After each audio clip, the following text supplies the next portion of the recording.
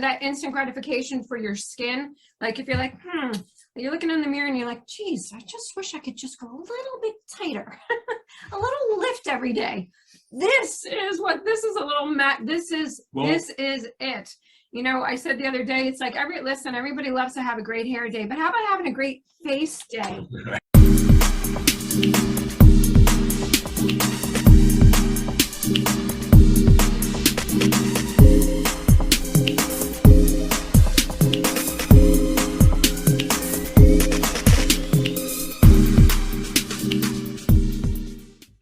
So much transpiring now from a spiritual, from your perspective, as we enter in, you know, we've spent a few times together. What's been transpiring now? Are we getting like where we're at right now in 2022? Are we getting closer to this, whatever this is? And there's so many interpretations of what this is.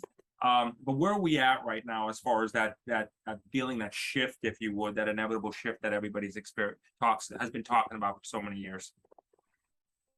My clients and all of the people that come to Sedona that I take out into the Red Rocks for personal retreat experiences, they're coming in from all over the country. And now the borders are open, even from all over the world. So on a daily basis, I get the opportunity to really check in with people and see how they're experiencing the shift into New Earth consciousness.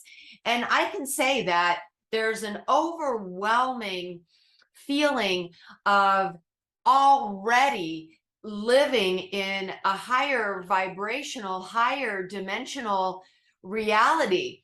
And so many people have tuned out of the mainstream media, really, you know, becoming awake and aware of the fake stream news controlled by the sponsors and a certain narrative that is controlling and manipulative and untrue. So these people are coming together in communities all over the world to project a reality that reflects unity and peace and harmony.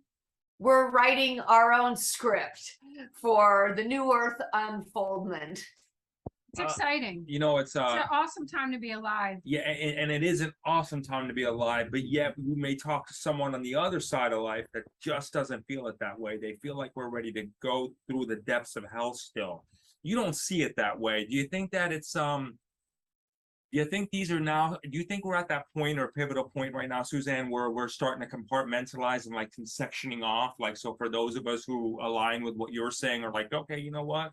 Fuck it.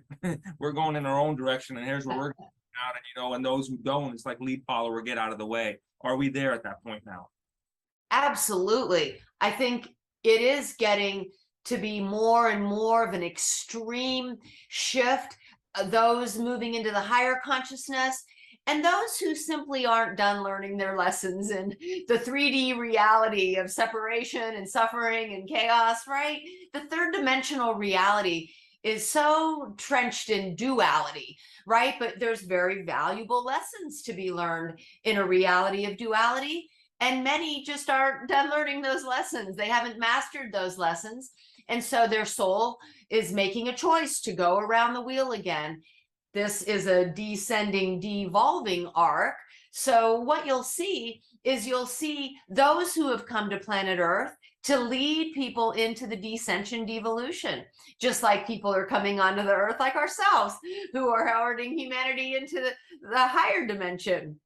There's those who come on the planet to herald humanity into the descension devolution, right? And then there's the followers. Very, very, very interesting point that you just made. And I want to go further with that. Me too. Because so many people deem this negative experiences as the devil, the dark. The people are going to take over your life. They're going to eat you. They're here to destroy the planet, so forth and so on. But from what you just said, you're saying they came here for a very specific role. And that absolutely. just like in the past, right? I mean, we've seen this cyclical pattern. And of course, you're familiar with the pattern that I'm talking about, this 13,000 years on the Ascension evolution arc and the 13,000 years on the Descension devolution arc. There's so much energetics and solar system alignment involved with this cyclical path. And then we've seen it historically.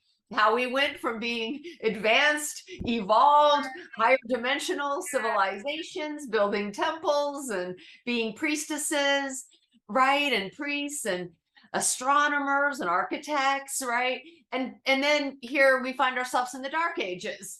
We barely build a house and a shack and an outhouse, right? So we've seen it in the past. And yes, there's like, think of Attila the Hun in the Dark Ages, right? There's just those in charge who are in alignment with that vibration, and that's their soul's purpose and mission.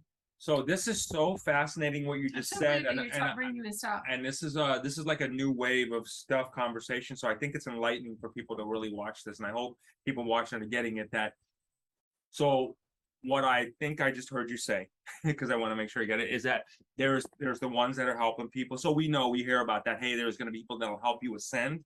But what you're saying, similarly, there's also people that are going to help people descend. Their role in life is to do this. Now, do they consciously know that, or are they getting, like the information you're getting to help people ascend? That these people know that, okay, look, our job's to help them descend, or do they think in their mind, Suzanne, that they're actually helping people ascend? They, I believe, feel that they are being called to assist those who are descending on the devolving arc. For instance, those who are creating the new world order. There are those people who will own nothing and be happy about it. I mean, that's the, new world order, right, agenda.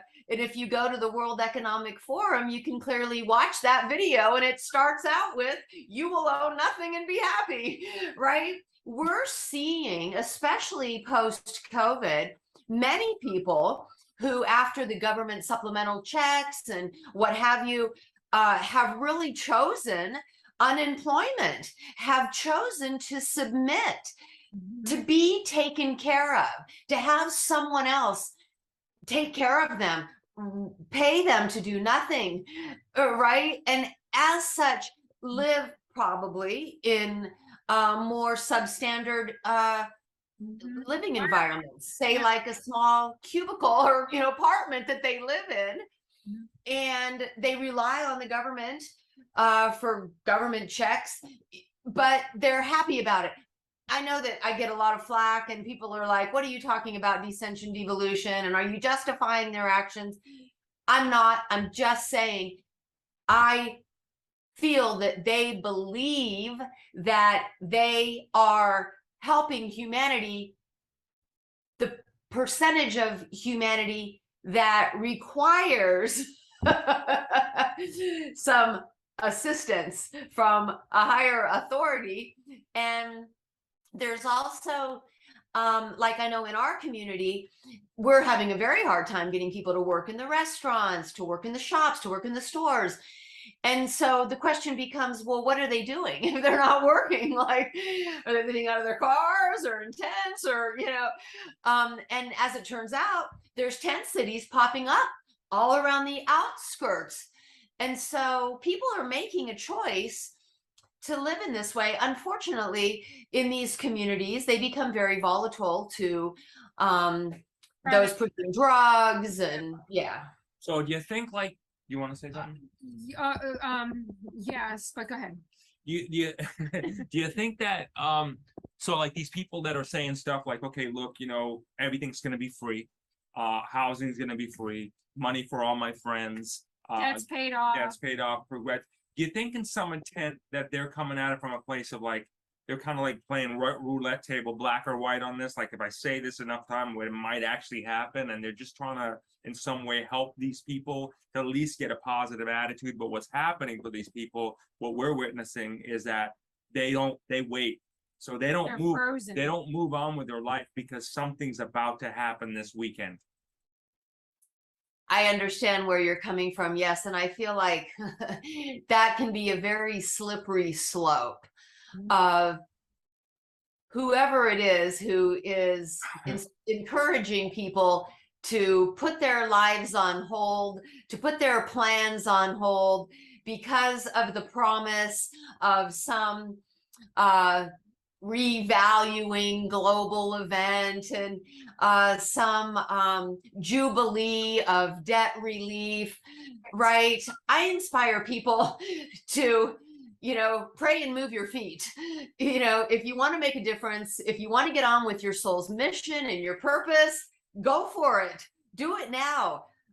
You know, people have been waiting for years for this RV thing to unfold, and it never has. I mean, I'm part of a daily email stream that says, oh, next week, and it's been going on for years. I don't know how anybody even believes it anymore. So, I mean, maybe if it does happen sometime, fine. But in the meantime, go out there and make a positive difference today, now. Yeah, that's really good. And it's sad to see so many people hang on to this, and then it's like you see, like we were talking about it, like this is prosperity packages that, you know, you have to submit your business. This is the most ridiculous thing, I don't know, but you have to submit a business plan or be prepared to submit your business plan for when you get like something like, I think $500 trillion. I mean, so we're just Yeah. Right. And the amounts are always like in the billions or trillions, right? But have your plan prepared, because you can only get this if your plan is there. And you know, don't worry. I mean, it's we hope for it. So do you think, Suzanne, from your perspective, would they be in that devolving arc? Are those concepts, or those people that are projecting those concepts, are they part of the devolving arc?